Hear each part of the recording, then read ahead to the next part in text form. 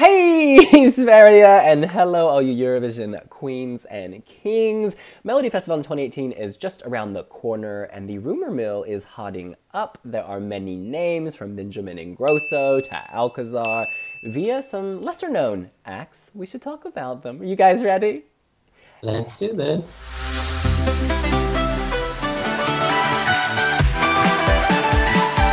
Yes, Benjamin Ingrosso is one of the big names who is back. He, of course, placed 5th last year with his debut, Good Lovin'. This was soulful, this was funky. He's got the lineage. I believe Pernilla Wahlgren, Melfest legend, is his mother. Charlotte Perrelli used to be his aunt. After the divorce, I'm not sure if she still is. I don't know how that works. In any event, what do you guys think of Benjamin? I think he was overrated last year. I'm not particularly excited about him to come back, but he obviously has a fan base because he's had a few songs out since, and he had a few songs out before Melodifestivalen that were big in their own rights without the Melfest machine behind them. So he has a market. I'm surmising that it might primarily be teenage girls, and I don't fall within that demographic. Really? Because because I don't know, I just don't like his sound and his song.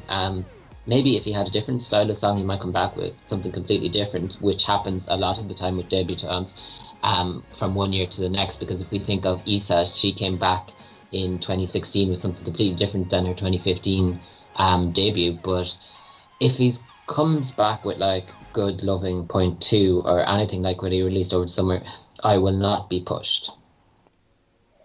I had a feeling that he'd be back. I just sort of thought he's exactly the kind of artist who debuts at Melfest, sort of just gets the feeling, is introduced to Sweden, and then comes back in the next year or so and with something stronger. He's hopefully going to leave his giant baked potato foil behind. Terrible staging last year. But yeah, he has a thing. He has his kind of Timberlake style, and he could make it work. I'm not sure if he could be a winner. It would all depend on the song, but yeah, like it's not a surprising comeback. The kid can sing, and he can dance. However, I just didn't like the song either. I thought it was a little greasy. Something about it just seemed a little sleazy. I mean, it was called Good Loving. I just find a lot of Timberlake-esque music like that, but clearly it does have his fans. People love him. In any case, we move on to Felix Sandman. Now, people are like, who is that? Well, he was part of FONO, formerly the Foo Conspiracy. Look, they underwhelmed last year. I think he was wise to kind of say sayonara and come back here solo, because that group, it just didn't work. It was like an attempt at a boy band revival that was not working. The only thing I remember is the spaceship, Death Star, Sheldon Cooper, Big Bang Theory toy going into the air. It was just not, it did nothing for me. But he can sing. He can sing. I think maybe their issues were the harmonies. Yes.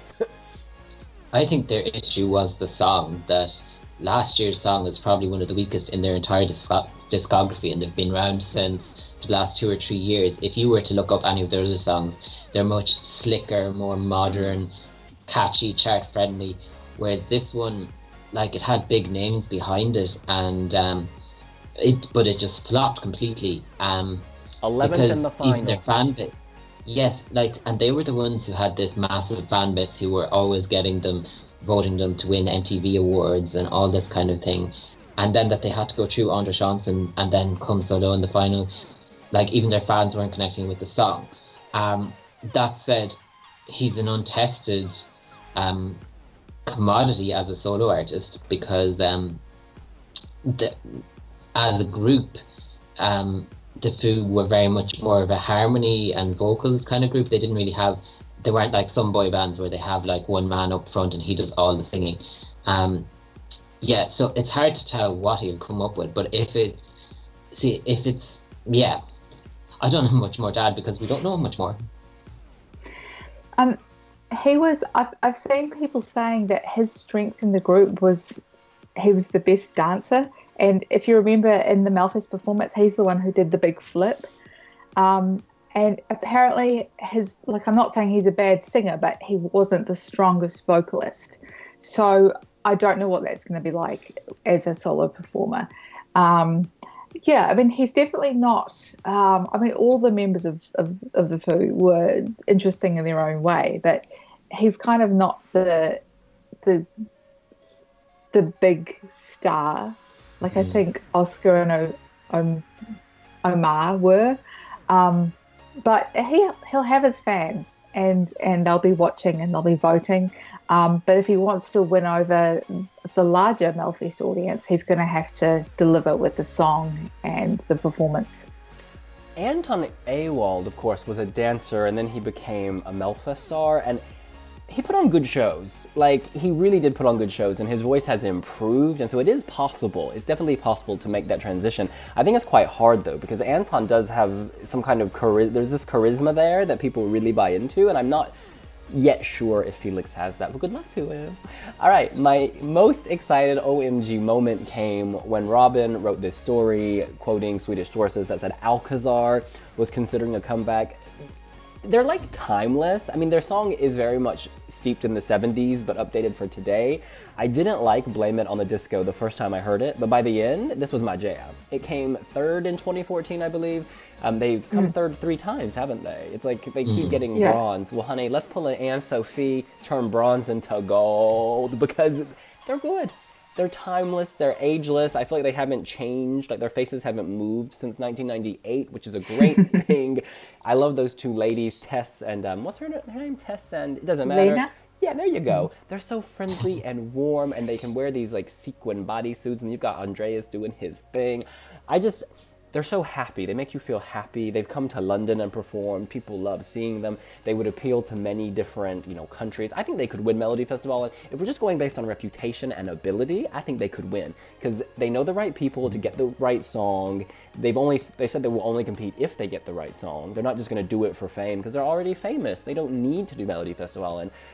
Yeah, this was a pleasant surprise.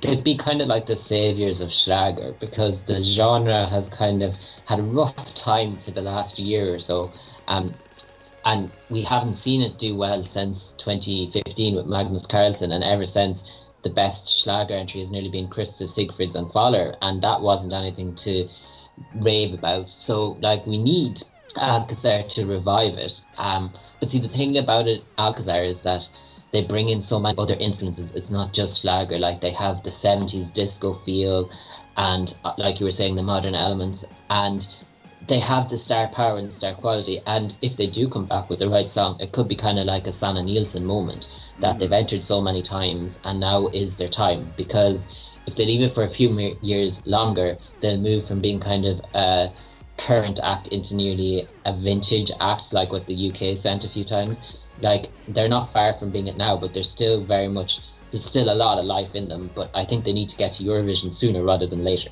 And like Sanna Nielsen, they probably have a big disco ball at home, left over from 2014. They do. Yes. They came out of it in 2014, yeah.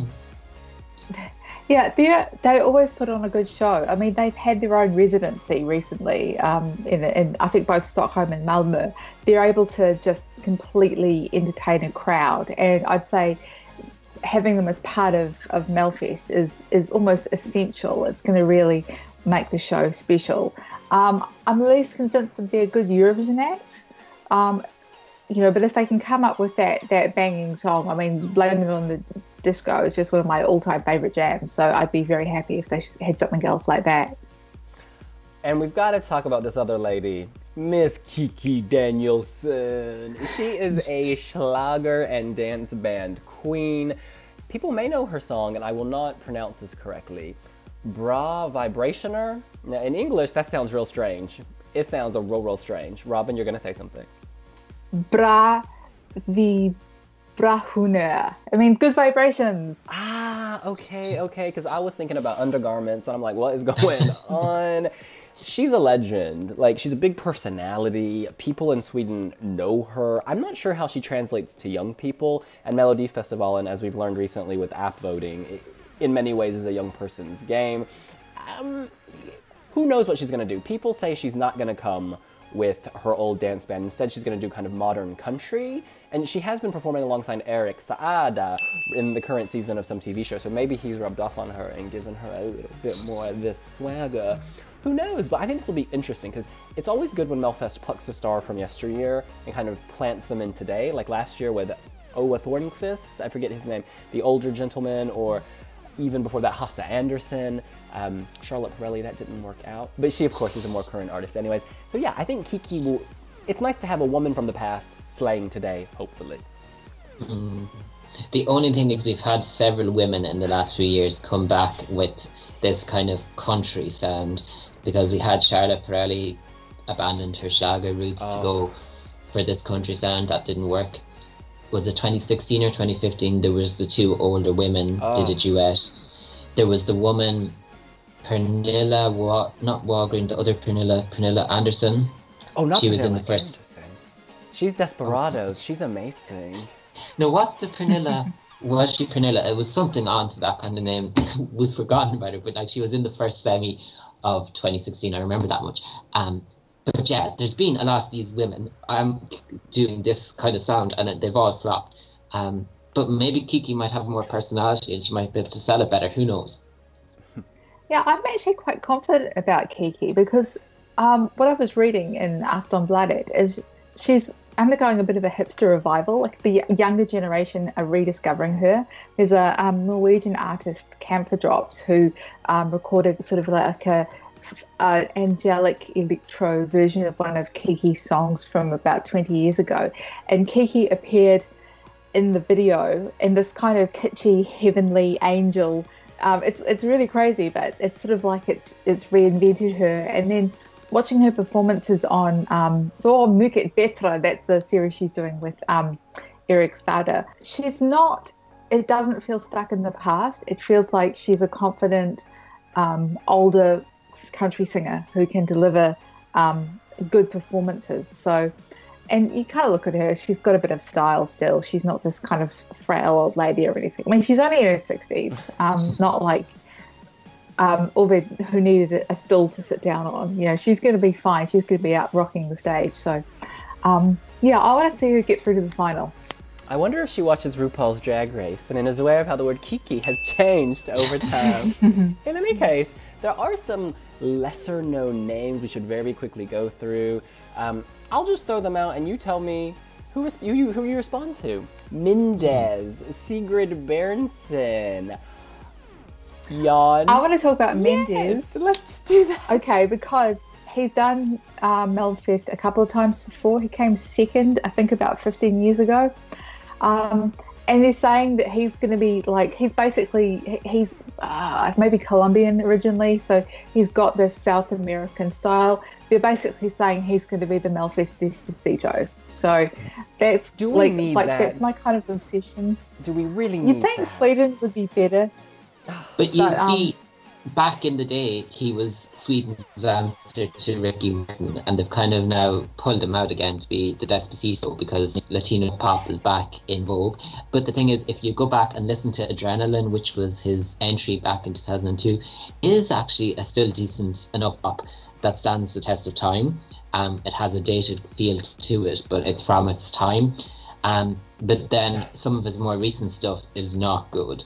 But if he brings anything like Adrenaline, it'll be a good, it'll liven up a semi-final. It mightn't qualify, or it might just make it on chanson, but it will make it, it will brighten up those February evenings a little, I think. So Sigrid Bernsen, this is an interesting one. She is a professional dancer on the Swedish series Let's Dance, and she's been the less famous half of several duos that have won, I think 3 times. Apparently the girl can sing, too. We know she'll be able to dance. This is curious. It's a nice transition, again, in the vein of Anton Ewald. And she's Samir from Samir and Victor. She's his girlfriend. So she's going to be competing against her boyfriend. She had a hit, like it was something about summer, and just this past summer, that was it was decently big in Sweden. People are saying she doesn't have the strongest voice, but she's a dancer, so she'll probably be able to deliver a really strong performance and might be able to just, if she can bring a really entertaining really put on a show, then who cares about her voice? I think she might be one of these kind of artists where they have a great studio cut, and then when they get on stage, it's not as good. Like her song that was big during the summer called "This Summer," it was quite generic. The sound is very common in the Swedish charts, but it was a perfectly acceptable effort. And I think if she brought something like that, maybe with a little bit more originality, she could definitely push her under Sean's. We turn to Ida Redig, singer-songwriter. She's a favorite on the youth radio station P3, acoustic, folksy, synth pop. Don't know too much about her, to be honest. She's going for the young vote. She's known among young people. Again, Melodifestivalen is a populist show. They try to appeal to everyone. Last year they had some YouTubers who didn't do so well, if I recall, that duo. So it's not an automatic, we're going to do well just because we have a following. Your song has to cut across all these demographics. I've seen people who are really excited about her being part of the lineup. She is a bit sort of alternative, and has a really kind of quite a light voice. I sort of thinking, how is it going to translate to a Melfest performance? Because they tend to be quite bold, and you need to stand out to win. Whereas she just seems a bit more subtle. But she's in the past has had some really good songs. So it sort of feels like it all needs to come together properly. But I just keep thinking every year there are all these Melfest acts who show up and then you never hear from them again. So who knows? I think it would depend on the song, because she's actually quite a nice singer.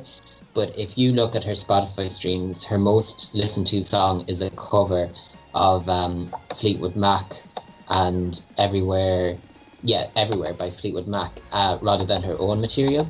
And she does a very nice job in that. But I think she's very much dependent on the song. That if it's just a mediocre song, I don't think she'll be able to elevate it enough to artificially boost it into the final like some performers would, because she probably doesn't have the experience in the fan base. But if she got a good song, I think she'd be a very exciting prospect.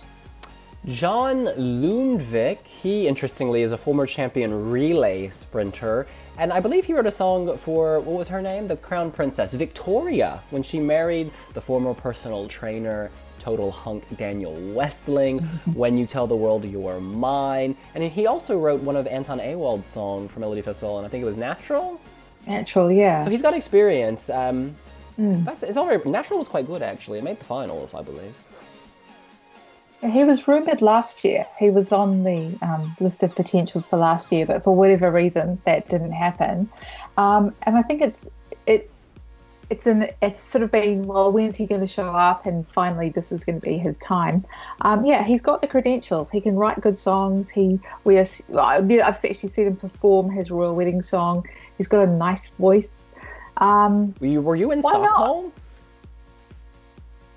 Oh, on YouTube. Oh, okay. I was like, lucky you, Crown Princess Victoria knows Robin. Yeah, she invited me to the wedding. I think he should stick to songwriting. I've listened to some of his songs. I'm not particularly enamoured by his voice and the stuff that he's done as a solo artist. And once again, some of his most viewed or most listened to streams are covers by other artists rather than his own material, which probably says a lot. He's been this up-and-coming artist now for a few years and he hasn't broken it yet. So I'm not overly excited at the moment. We have Olivia Eliasson, and we keep going back to Anton Ewald in all of these, but apparently this is his, oh no, not his girlfriend, the same management. She has the same management as Anton Ewald and Victoria, and they have really good management who they have a small group of artists, those three, I think. They nurture them, they put them in Melfest, and they slay. So yeah, they wouldn't have chosen her unless she was good. She's only released one song, I think, so far, called Do You, and that's a really good song. It's catchy, it's modern.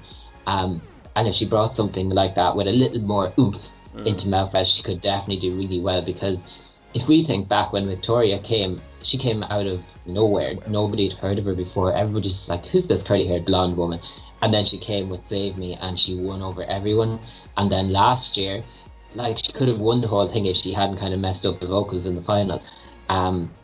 But yeah, she comes from a really strong team, and with that backing behind her, I think that team, they don't come to Melodifestivalen half-heartedly. They come and give it their all. So I think she's going to be the one to look out for this year out of the new acts.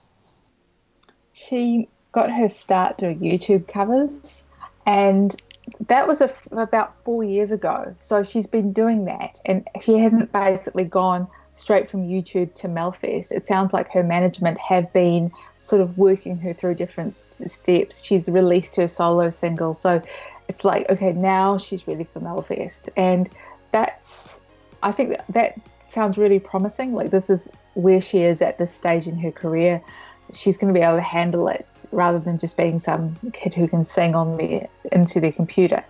So if her Melfest song is as good as her most recent single, then she'll be one to watch. And the final act we should talk about is Martin Almgren. He won Swedish Idol back in 2015, and if you know Swedish Idol, you know it produced Loreen, Måns Zelmerlöw, Robin Bengtsson, Robin Granberg, Anna Bergendahl. Well, Lisa Anna Bergendahl. Ajax. Oh, yes, Alex Schillstrom. That's some slayage, y'all. That is some major slayage, and he can do soul, but he's a bit more versatile than just that. So, yeah, he can make an impact too. He's got this really kind of very likable character. Like, I remember watching his very first audition on Idol and thinking, oh, he's really nice. I hope he does well. And if he's sort of like, maybe sort of what Nano was like last year, the sort of dude with the big voice that you can really get behind. So yeah, I could see him making it to the final if he comes along with a really uplifting song that just makes everyone go, yay! Yeah, I suppose he could be good. He won Idol, so he obviously has a fan following. I haven't really got round to listening to any of his material, so I can't really comment on that, but I just looked him up quickly, and he's getting decent streams on Spotify, so which is very important in Sweden. Yeah, so I think he could do quite well. Like Lisa Ajax won Idol, and she did quite well in Melfest for the last 2 years. Obviously, they're very different artists, but yeah, we'll wait and see, I suppose. Every day, we will be waiting and seeing and hoping. What do you think? Who are you most excited about in Melodifestivalen 2018? Who else do you want to see? Let us know here on wiwibloggs. And if you want to see if all these rumours actually come true, make sure to subscribe for when we react to the final list. And give us a thumbs up. And we'll see you later. Bye. Bye. Bye.